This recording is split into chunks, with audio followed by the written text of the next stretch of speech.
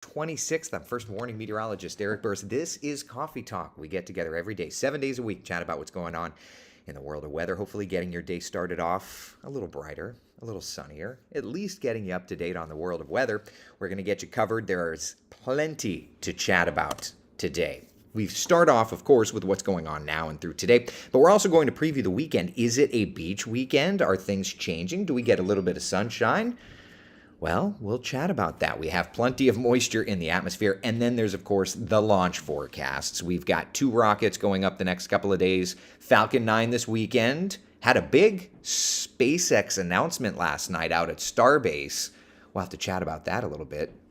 It's nerdy. It's okay, though. And then on Monday morning, pictured here, SLS. That's right.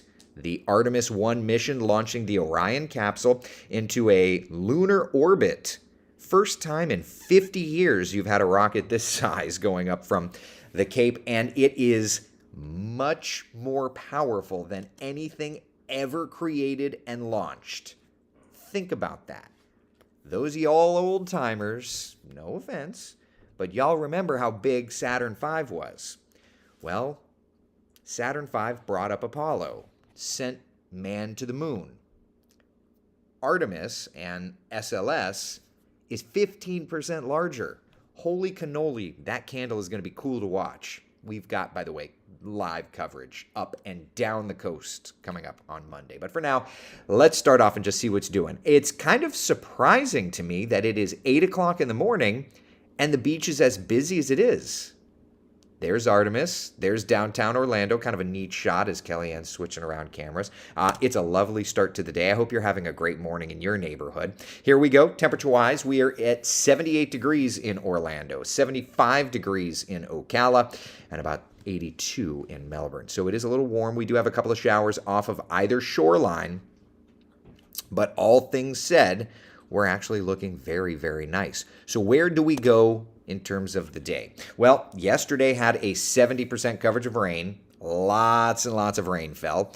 Looking at today, we've got yet again a high coverage of rain, a 70% coverage of rain. Yesterday, there was the concern for flooding, and it flooded in parts of Lake County. Looking at today, same kind of dynamic. We've got the concern for some flooding, all right? This morning, we're nice and quiet. Notice on the approach to lunchtime, 87 degrees, a couple of showers.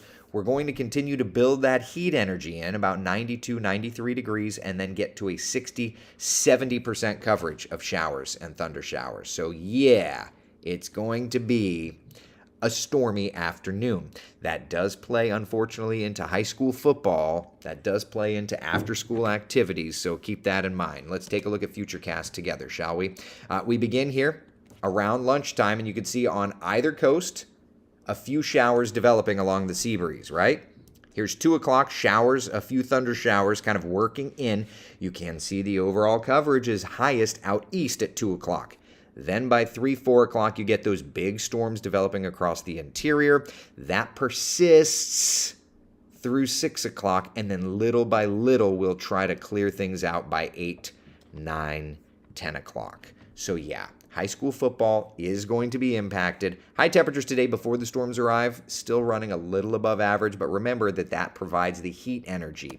And in terms of high school football forecast, a few showers and thunder showers, but clearing out, okay?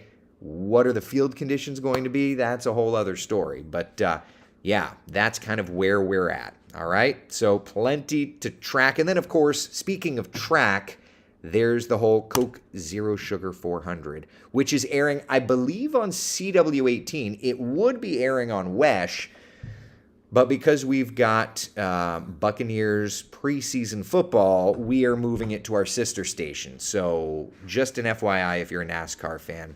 Midway opens at noon. We'll be watching the radar for those showers to start going. I would say that 3 o'clock showers and storms are going to be around, but it moves inland by about race time. So that's good. That's good if you're heading out to the race this weekend. Those storms should be more inland, more Orlando than anything by that time. So, hey, hopefully we'll be doing just fine in that. All right. Brandy, Murray, good morning. John, good morning to you. Kenneth, Emmy, how are you? Frankie, good morning to you. Marie, good morning, good morning. Nancy, good morning to you. Hope you're doing well. Please send it to Daytona, just not for the race, right? I would imagine. My son's football practice has been canceled or stopped every night. What a wet week. Well, and that certainly is going to play into the game forecast as well. It's not like the pattern is shifting dramatically for us. So, not the best, not the worst either, but not the best. How much rain are we talking about? This will also give you an idea of who's got like the best chance to see rainfall for today. Here's Futurecast, and I think that this will at least illustrate it just a little bit, okay? So let me just run this through. We'll start with just today to give you an idea of how much rain is falling and where the predominant storms are, and that's through 10 o'clock. And you can see the metro area really getting the majority of rain, and you can see those yellows and those oranges. So 2, 3, up to 5 inches of rain possible. Had that in Lake County yesterday for sure. Notice along the shoreline, most of the shore is in that lightest of green, so 1/2 inch or less. And most of our western areas are about 1/2 inch to 2 inches of rain. So that's through today. But over the next couple of days, look what happens when we add in Saturday, when we add in Sunday, right? And go all the way through, we'll go all the way through Sunday night. And there's even red shades showing up. So you're talking about areas that could see 8 inches of rain over the next couple of days. But highlighted there, rainfall over the next couple of days. So we're looking at, obviously, the metro area getting the focus. As a matter of fact, if you I'm just going to take you in just for the sake of argument here. Let's go to Daytona Beach, right? Like we've got that race coming up, and you'll notice that the vast majority of the rainfall should be inland of I-95, around the Samsula area, back over toward Lake Helen, Lake Ashby, DeLand, Orange City. But for Daytona Beach, all the way through late Sunday into Monday, 1/2 inch of rain or so. So yes, I know some of you are going to complain. I wish we got some rain in my yard. But like at least that holds up for the race this weekend, or at least gives you a better idea that we should be looking okay for the race this weekend.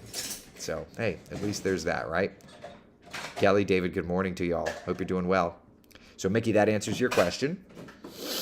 Barbara's asking, do you have weather guidance for Daytona race Saturday starting at 7? Yes, this is exactly what we're talking about. Frank says it's so Florida. It is so Florida. It is so Florida. It's show night for the CFC Arts Community Choir and Big Band. Come see us on our tribute to the Beatles and the Beach Boys. That sounds fun. Over at Northland at 7:30. Very fun. Very fun, very fun. I like it. Always west of I-95, Taylor says. Given this pattern, yes. Cheryl says, yes, I'm going to the race. Well, this rain definitely helps some of the deficits we've had in Central Florida. Yeah, when you look at the numbers, let me pull up the rainfall deficit numbers. We'll just look at the year. When you look at the numbers here, there is still a deficit, right? Like Leesburg, you've been fine. But like Orlando, we're still 6 inches behind, at least at the International Airport. Remember, it could have rained 500 inches next to the airport. If it doesn't hit that gauge, then it doesn't count. So we are still in a deficit, although Daytona Beach, you're closing in on 10 inches of rain in the red. So we could definitely use some additional rainfall. And we've got plenty of rain in the forecast, at least these next couple of days. Not in Daytona, but elsewhere. What's the best day next week to go to New Smyrna Beach? Well, let's take a look at the 7-day forecast, and then, of course, we can detail that. Rain chances peaking through today. What you'll notice is through this weekend and into next week, those rain chances gradually drop off little by little. So Monday, Tuesday, Wednesday, Thursday, 60, 50, 40, right? Late next week looks to have the lowest coverage of rain.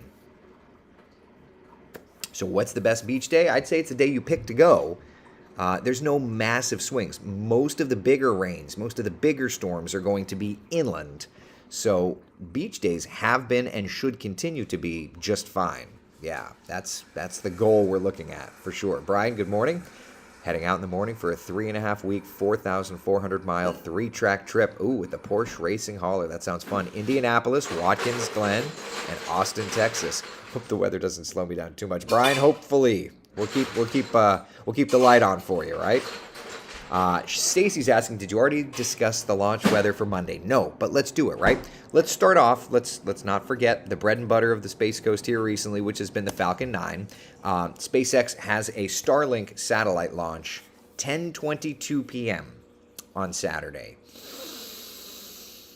Concerning weather, right? It's difficult to launch late during the summertime. It's not that there's going to be thunder and lightning in the vicinity. It's just that static charge, clouds. Remember, rockets can actually generate lightning because of that static charge, because they're accelerating. They're going so fast through the atmosphere. So you have to look for the amount of electricity in the air. And it's all of those components that are keeping the weather forecast a little iffy for this one. Speaking of Starlink, I don't know if you guys and gals saw, I retweeted it, but I don't know if you saw. Yesterday, SpaceX and T-Mobile made a pretty big announcement saying that starting, I believe, in 2023, they're going to be bringing Starlink to T-Mobile users on most cell phones. Essentially eliminating dead zones. Okay? Now, I am not an employee of SpaceX or of T-Mobile. I don't even use T-Mobile, but I can say this is a huge deal. Think about the dead zones that exist. Imagine if Starlink fills that in using 5G coverage from satellites. So the next generation Starlink 2.0 satellites are going to be able to do this. So that's number one. But perhaps most importantly, and I did not see the presentation, I just kind of read the notes that they had put out. But the overall idea is that what about in an emergency situation where cell phones are down after a Hurricane Andrew? I mean, obviously that was 92, but you get the idea. After a Hurricane Katrina type situation. Now you've got Starlink satellites to help pick up those dead zones. So now you can get calls out, essential calls out for safety and things like that. If for no other reason, it backs up our terrestrial system.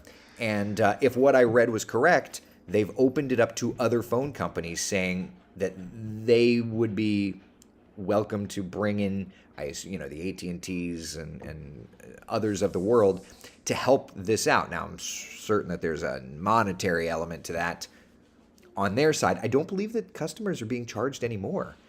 So it's not fast internet or anything. It's like 2 megabits. I mean, it's like very tiny. But if it's there, you can shoot a text message out. You could shoot a phone call out. That's a big deal. So anyway, Starlink continues to blow my mind on where that's being applied to change our everyday world. When you think about it, it will turn almost every cell phone into a satellite phone. And I can tell you, having a satellite phone in our satellite truck, that junk is expensive. I've heard it's like dollars per minute. So when you think about this bridging that gap, you've got all those expensive satellite phone companies shaking in their little space boots. Okay, so that's that. Hopefully that is good news. I've had Sprint for over 18 years since their merger with T-Mobile. Our service is horrible. Well, listen, I think look, I have AT&T for forever, and AT&T's customer service is among the worst I've ever seen. Kevin says, with Starlink, I see a future without cell phone towers. Do you think that would be possible? Why not? I mean, if they're already firing up Starlink on 5G from space, who knows? I mean, who knows? The more satellites they get up in that constellation, I know that we're trying to get Starlink on the Weather Lab because, for example, not for a Starlink launch, but for the SLS, there's 200,000 people that are heading out to the Cape this weekend, right? That's 200,000 additional people on their phones. The Weather Lab depends on cell phone data to transmit back and get our weather information. I hope we're going to be okay. I don't know. We'll see. So, we're trying to get Starlink on the Weather Lab, but I think that's the future. I really do. Isn't it wild to think?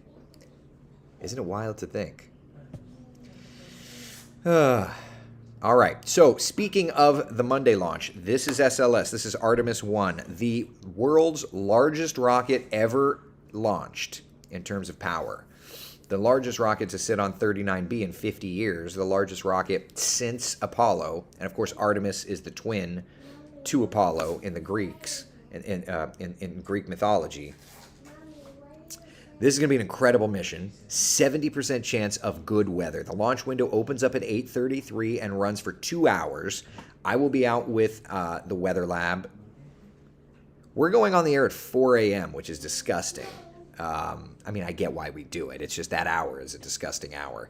But we'll be on the air at 4 a.m., which means I think we're going to be on base at like 2:30, 3 o'clock, something like that. And, we kind of have to back it up from there. So anyway, we're going to have live team coverage. I was just looking at our coverage plan this morning, up and down the shoreline, from where fans are watching it to where astronauts have been, and continuing, obviously, through all elements. So join us all morning long. It'll be a lot of fun. Starlink satellite-based 5G access is due to the migration of lower number C-band channels to 5. Yes, yeah. Narrowing that frequency, right. So we're looking good. 70% chance of good weather. 70% chance of good weather for it. I love that. And by the way, just so that we're all talking about weather for you and I, it's 70% chance of good weather for launch.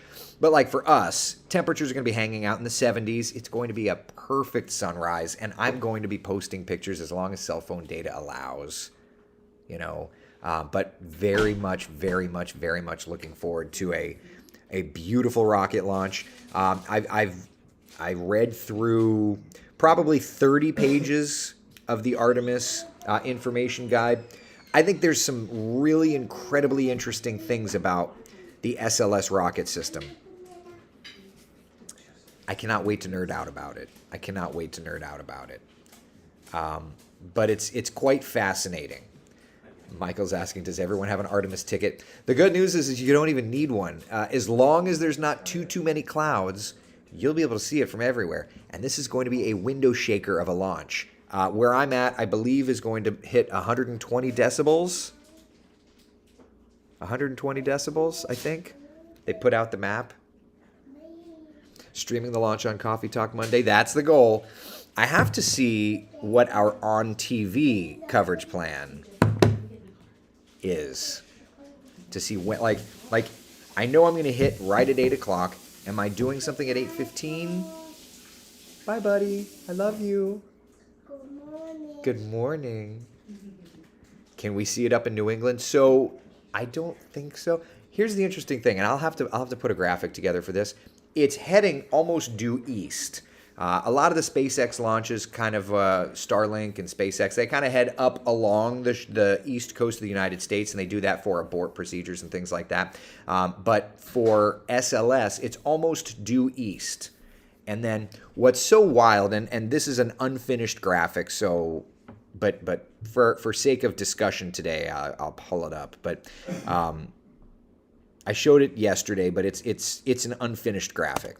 But essentially, yeah, ignore the fact that it's unfinished. Okay, so once it lifts off in green, you see it lifts off from planet Earth and it gets out into orbit. It's going to head due east, do one orbit around the Earth, and then at that point, it will start to fire the next stage, if you will, which will have it exit Earth's orbit into deep space. This rocket then will enter into lunar orbit, enter into its own lunar orbit, and will actually be the furthest human-rated spacecraft ever created and ever orbited. The furthest, this point, was Apollo 13, and I have to just look to judge. I believe it's because the 3 astronauts had more fuel because they did not go down to the moon. So I believe that they entered into a further orbit than normal, just so that they could kick in that better angle for the free return trajectory, which then deorbited the moon and orbited into Earth. So at any rate, this is going to go further than any human-rated spacecraft ever has. And then in Artemis 2, all goes well, humans will go further than they've ever gone from Earth before. It's super nerdy, super remarkable stuff. But yeah, kind of heading due east Yada, yada, yada, yada, yada. Okay, that's nerd. That graphic is not finished. I'm going to take you step by step through that on Monday. Okay? For what it's worth, I'm going to take you step by step. Andrew's asking, will I be able to see it from Hollywood Studios at Disney World, or am I too far west? You'll be able to see it, assuming the clouds are okay. And I would highly suggest seeing it. Are you going to be at Hollywood Studios at 8:33 in the morning? I guess that opens if you're staying on property. It's going to be so cool. It's going to be so cool. I remember using my grandparents' phone, putting an earpiece to my ear, clicking the handle to get an operator speaking into the speaker. It was early 60s in Tennessee. Oh, yeah, yeah. Michael says it looks like Apollo 13's orbit track. I mean, it's a... There's only so many ways to get into, lunar orbit and use gravity as a slingshot of sorts, which is what essentially they're doing. All right, Peter's yelling at me, asking about the tropics. Jeez Louise, you don't have to yell, bud. All right, let's talk tropics. First off, out there right now, there's only 2 areas that we're monitoring. Remember when the computer models were trying to go bonkers on that system entering into the Caribbean Sea? It still hasn't done anything, so for what it's worth, know that the GFS is going to GFS. But on the right-hand side, there's some stuff, y'all. There's some stuff.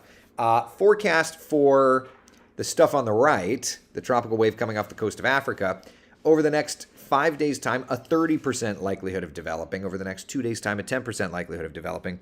If you look at the system in the Caribbean, though, there's only a low-end 20% chance of that developing as it moves through. So let's look at some computer model data. I've not touched this since yesterday. I haven't even gotten the chance to, so you have to give me a few seconds. That's still showing the Madden-Julian oscillation we showed yesterday. Switch this over to the Atlantic Basin. All right, so here we go. And what you're looking at is mean sea level pressure normalized anomalies. So you're looking, the bluer shades, those are lowered pressures than normal. The orange shades, higher pressure than normal. It just kind of gives us a clear look at what's going on, okay? All right, so let's roll through here. All right, so first off, this is the GFS, I want to point out. And through Monday, August 29th, it kind of doesn't do anything. Remember, it was trying to go bonkers on this big storm system, but I don't see anything right now, okay?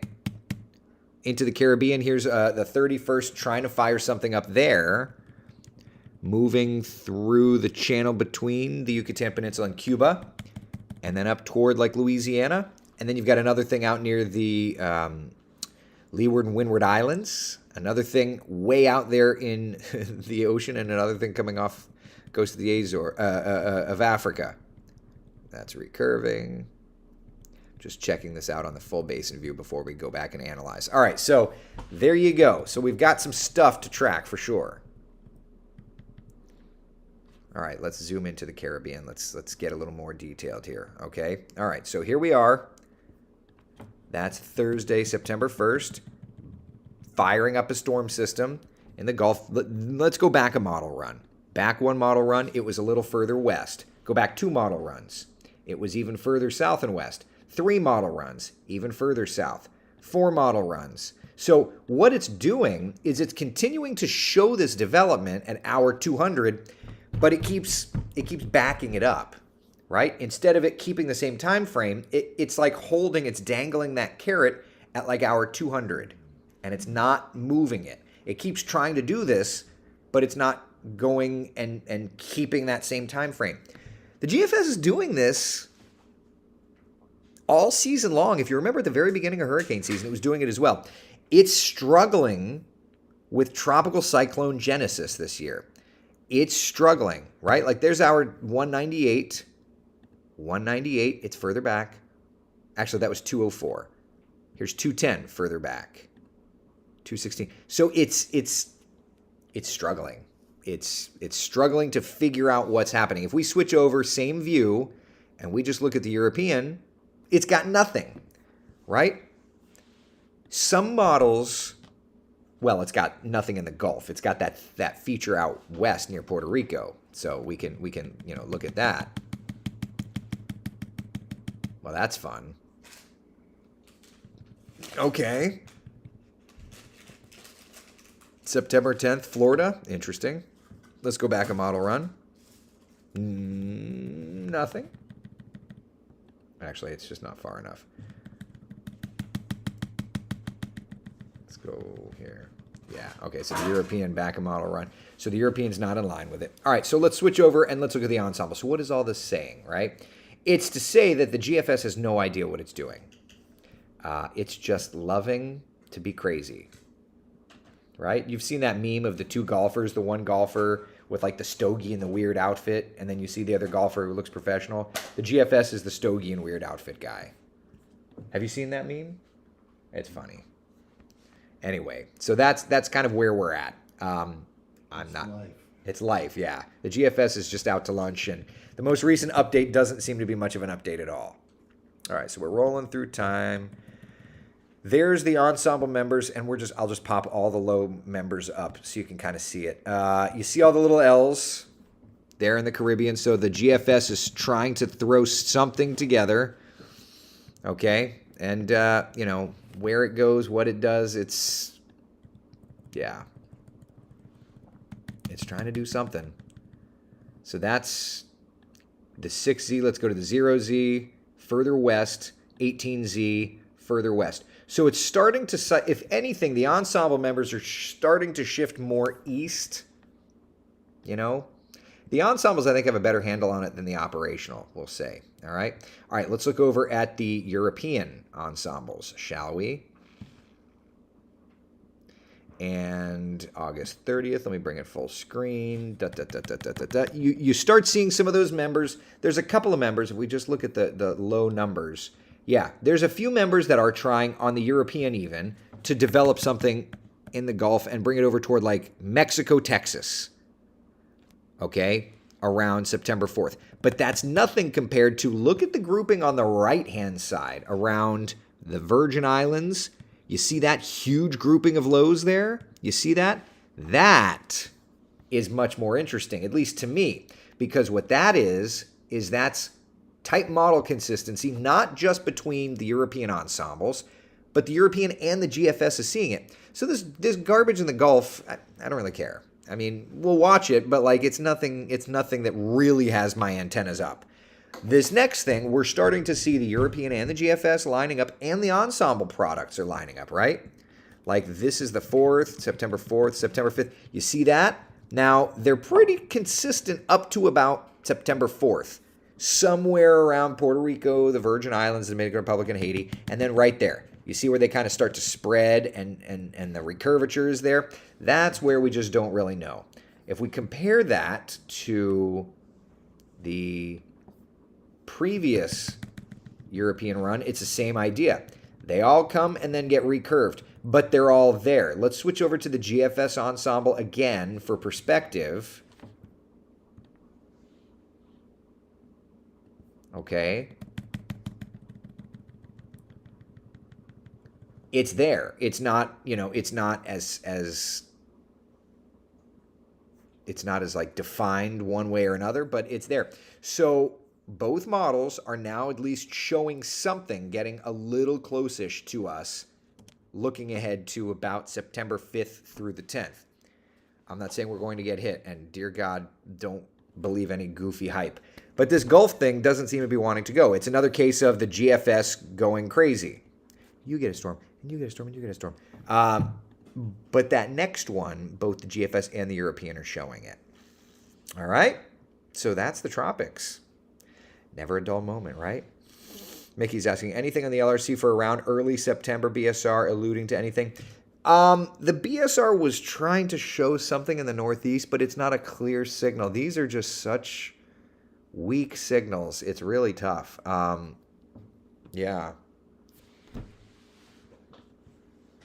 Tina, don't I have something around September 10th? Yeah, so let's look at the September map. So here's September. So I do have around September 9th, 10th, and 11th, the northeastern United States. We'll see. Could this thing that we're watching that's recurving off of our east coast, could that get close to the northeast? It could. Could it stay off the shoreline? It could. Could it come a little close to us? It could. We just have to watch and see how that plays out. For us, the next true threat is the last recycle of the Floreaster. That will be around the 21st, 22nd of September. Yeah, and then we're already, people, we're already, I'm about a month out from starting to take my LRC notes again. We're about a month out from setting up that new LRC pattern. And you'll notice one way or another, right? If October and November are super active in the tropics, that will allude to a super active time next year in the tropical Atlantic, right? If it stays quiet like it is right now, we may have another quiet season. So far, though, we have been super quiet in the tropics. It's been somewhat remarkable, frankly. So yeah, I can't believe it's already time. I can't believe it's already time. Man. Bruce says that's a lot of storms. Remember, it's an ensemble member, so it's an ensemble plot. So you're looking at 50 flavors of the GFS or 50 flavors of the European. This year's GFS is like the H-Wharf of old, right? Or the Canadian. The Canadian loved to go ballistic with Cyclone Genesis. Yeah. Oh man, how's Labor Day looking? Hopefully good. Hopefully good. All right, people. All right, listen. It's time for me to go. Be the sunshine in someone else's day, all right? Be good, be good. We'll continue to track everything and let you know every bit of what you need to know, all right? I'll see you guys and gals later on. Bye.